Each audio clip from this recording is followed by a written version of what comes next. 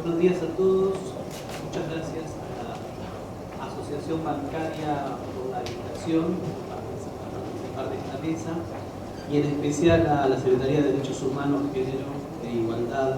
conducida por Claudia Machado. En un libro maravilloso, La invención de los derechos humanos, Lin Han relata que hace 240 años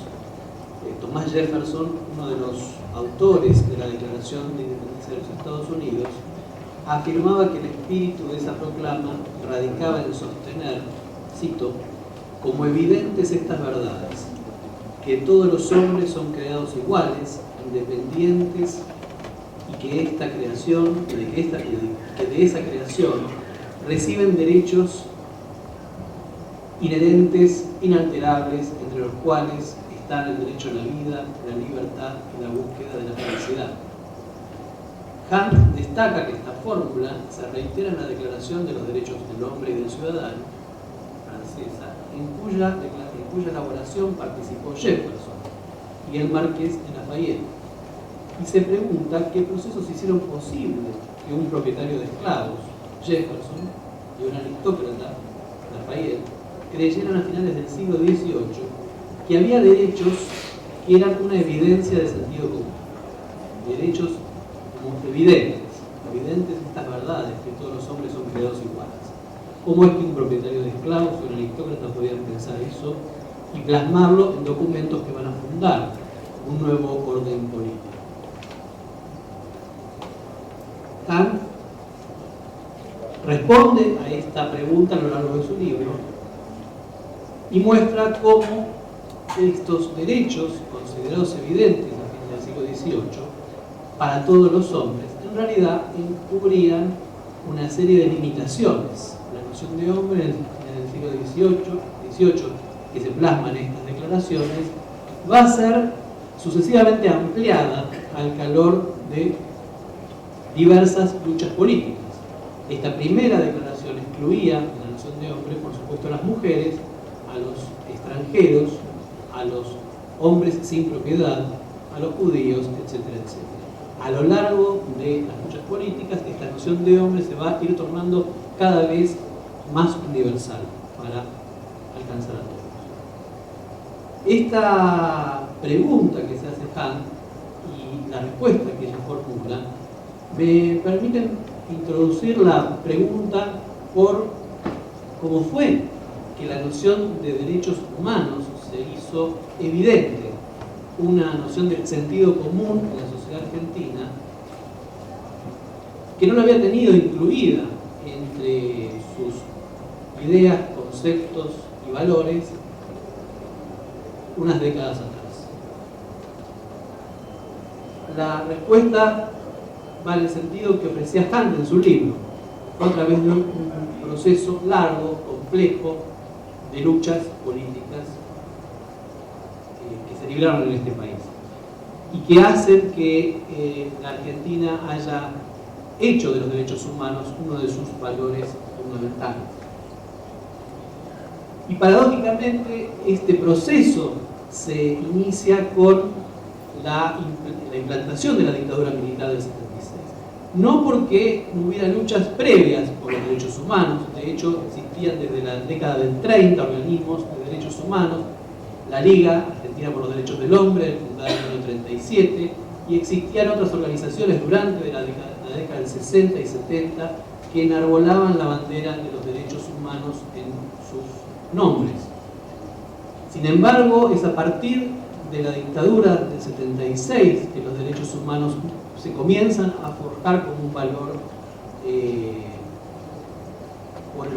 primordial para esta sociedad.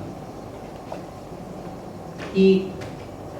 es en el contexto de la implementación de una política específica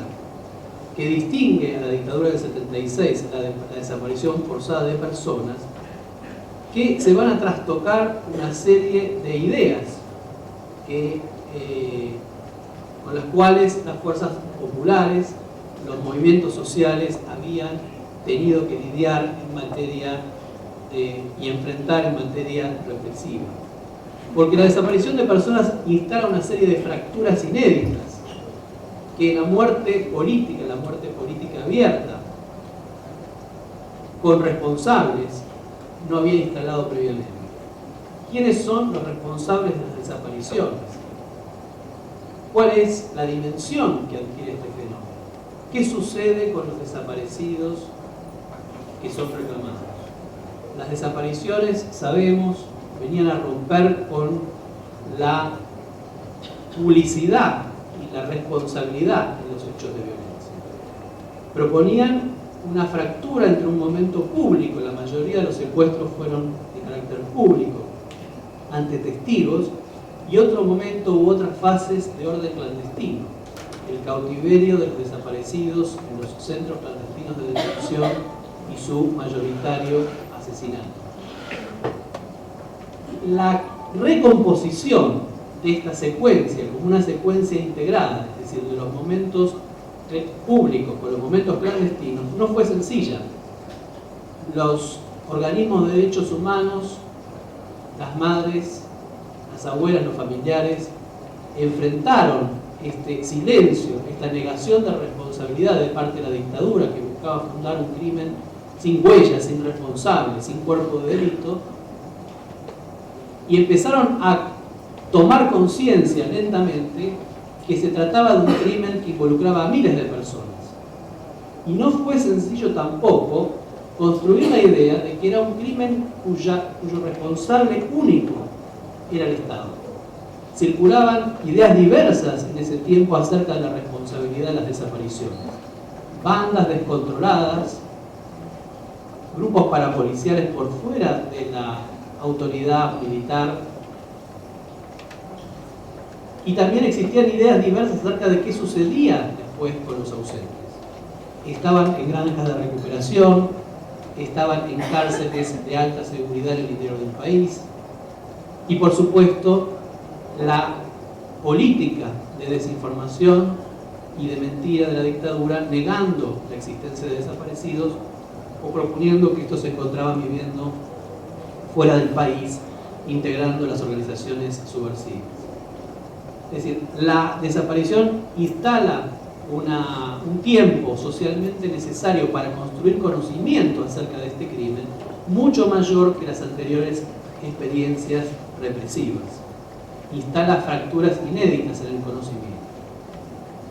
En ese proceso, los organismos de derechos humanos y los exiliados políticos contaron con el auxilio invalorable de las redes transnacionales de derechos humanos. Cuando uno imagina el 76 o la década del 70 en el cono sur de América Latina, es una década que nos refiere, o la imaginación se nos revela como una década de dictaduras militares, dictaduras militares de seguridad nacional, los golpes de Estado en Chile del 73, de Uruguay en el 73, en Brasil en la década del 60-64, en Argentina en el 76 en un proceso represivo que ya se inicia a fines del año 73 y mucho más marcadamente a partir de julio del 74. Es decir, es un escenario de seguridad nacional. Sin embargo, en paralelo, fundamentalmente en el mundo occidental, en Estados Unidos y Europa, se asistía a una verdadera explosión del movimiento de los derechos humanos. Estas organizaciones, estas redes transnacionales, las más conocidas quizás en el ámbito internacional, se habían ido configurando en función de diversos activismos por los derechos civiles, por los derechos de las mujeres, contra los derechos civiles en los Estados Unidos para las minorías afroamericanas, contra el apartheid en Sudáfrica, contra la guerra nuclear, por el desarme, y empezaron a conformar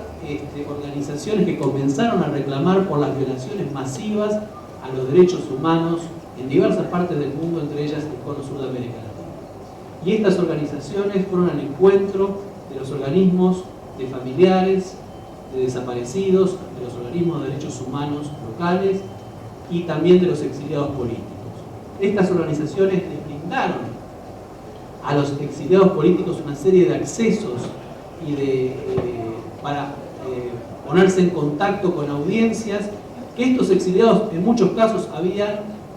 denostado y rechazado. Por ejemplo, el Congreso de los Estados Unidos, la Comisión de Derechos Humanos de las Naciones Unidas. Estos los parlamentos europeos. Estos lugares habían sido vistos por muchos de los militantes radicalizados de la década del 70 como apéndices del orden imperial. Sin embargo, en función de la revalorización de los derechos básicos a la vida, a la libertad, en el contexto de estas dictaduras de terror, y a partir de la ayuda nuevamente de estas redes transnacionales de derechos humanos, el activismo del exilio llegó a estas audiencias con la voz de denuncia. Estas redes también colaboraron proveyendo modelos para denunciar las violaciones de los derechos humanos. Amnesty Internacional, a partir de la experiencia de Chile, del golpe chileno, elabora un formulario que luego va a extender para hacer denuncias de otras violaciones en otros países de la región, y va a ser un formulario que va a adoptar la Asamblea Permanente por los Derechos Humanos y que luego va a adaptar también la Comisión Interamericana de Derechos Humanos cuando llegó a la Argentina en el año 79 para inspeccionar in situ en el lugar, para verificar las centenares de denuncias que recibió la Comisión Interamericana por desaparición forzada de personas. Es decir, este movimiento transnacional de derechos humanos va a proveer también un vocabulario, una manera de denunciar, sistemática de denunciar estas violaciones, en las que va a primar en ese vocabulario la descripción realista, minuciosa, en detalle de los tiempos, lugares, de los responsables de las violaciones a los derechos humanos, de los nombres, apellidos, ocupaciones de quienes sufrieron esas violaciones. Este modelo se va a estandarizar como un modelo de denuncia y va a servir también luego para clasificar a los desaparecidos. Todos podemos recordar las menciones a los desaparecidos obreros, a los abogados, a los empleados de la Caja de Ahorro, a los estudiantes universitarios desaparecidos, los adolescentes desaparecidos, las personas lisiadas desaparecidas. Este tipo de categorías van a ser las que van a ir construyendo estas redes de derechos humanos en función de presentar la denuncia ante estos ámbitos que mencionaba antes, pero también de dirigir las audiencias amplias, que debían ser conmovidas y que debían ser rescatadas en la empatía ante el dolor y ante la evidencia del dolor que sufrían personas pertenecientes a la misma especie, la especie humana. Es decir, se privilegiaban estos datos por sobre las militancias y los compromisos políticos de los reclamados. Este movimiento va a ir creciendo en significado, pero sin embargo la dictadura militar, hay que reconocer, tuvo la capacidad de neutralizar en buena medida estos esfuerzos internacionales y nacionales en la lucha de la denuncia por los crímenes. Y es recién luego de la guerra de Malvinas, de la derrota en Malvinas, que se va a abrir un nuevo escenario político donde el movimiento de derechos humanos va a adquirir una nueva autoridad, fruto de ser el actor que ya venía denunciando la mentira oficial en otros campos, mentira oficial que ahora se revelaba también para otros segmentos de la población en materia de la información que había suministrado la dictadura durante la guerra acerca del curso de la guerra. Y en esa transición política el movimiento de derechos humanos va a ir construyendo una nueva demanda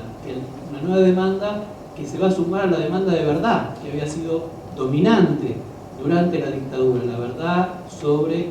la aparición con vida, vivos o muertos, queremos que nos digan la verdad, es la primera solicitada en el año 77 de familiares de desaparecidos. A esa demanda de verdad que va a recorrer toda la lucha durante la dictadura se va a sumar la demanda de justicia.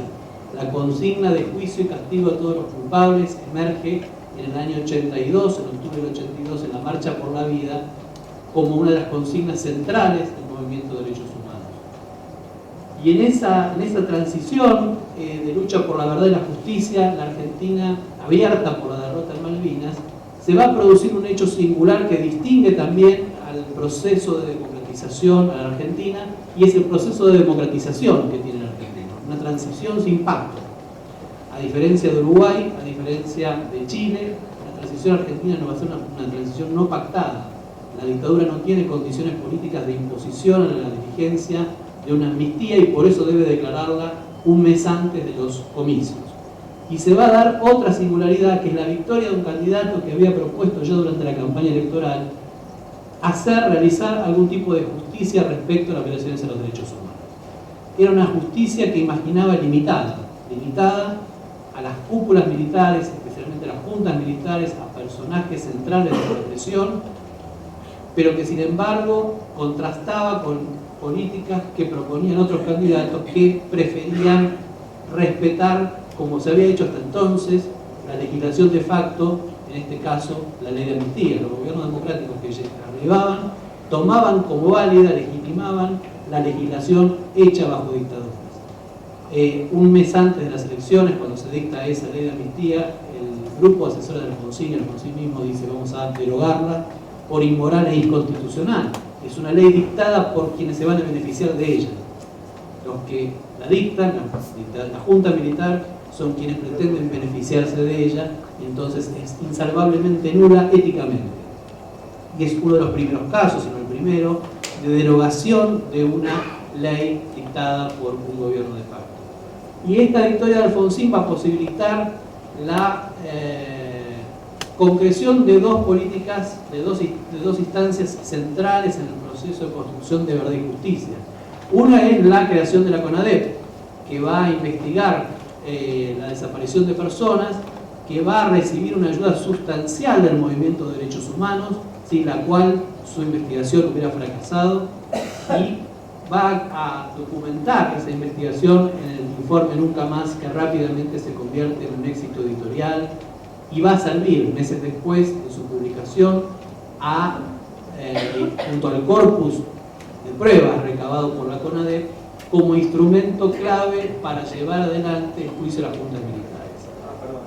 Este juicio va a suponer una singularidad respecto de los procesos de no justicia, de impunidad en los países que rodean a Argentina. Chile, Uruguay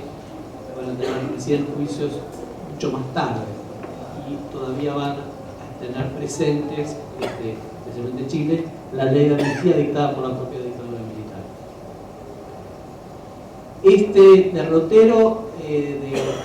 construcción de verdad y de justicia se complementó con la sanción de algunas leyes de reparación durante el gobierno de Alfonsín,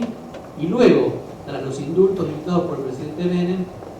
leyes de reparación que surgen por la presión del movimiento de derechos humanos ante la Comisión Interamericana de Derechos Humanos, que a su vez presiona al gobierno argentino para que dicte esa reparación.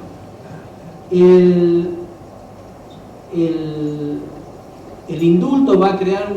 una nueva etapa en esta lucha por los derechos humanos. Va a ser una etapa asignada por el eclipse de la memoria, el relativo silencio de este pasado. Hay que recordar que los indultos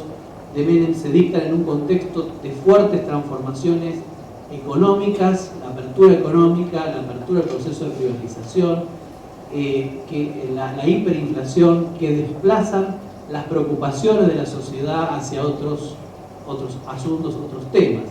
Es decir, este eclipse de la memoria se sucede por el impacto que causa el indulto del movimiento de derechos humanos, pero también por el impacto de los procesos de transformación económica regresivos que está viviendo la Argentina a partir del año 89-90. Pero en ese contexto regresivo, de silencio, donde parecen que están todas las puertas cerradas, el movimiento de derechos humanos logra reinstalar el tema, por un lado a través de esta sanción de leyes de reparación, pero sobre todo a partir de un proceso de establecimiento de nuevas alianzas, de alianzas intergeneracionales con los hijos de desaparecidos, pero también con muchos jóvenes que se empiezan a preguntar a 20 años del golpe de Estado, qué sucedió en esos años, quiénes son los personajes de los cuales intervinieron, quiénes fueron sus protagonistas, y sobre todo porque el movimiento de derechos humanos empieza a hacer una pedagogía de transmisión de esa memoria, de esa acumulación hacia estas nuevas generaciones, no solamente de víctimas directas de la dictadura, sino también de barriadas populares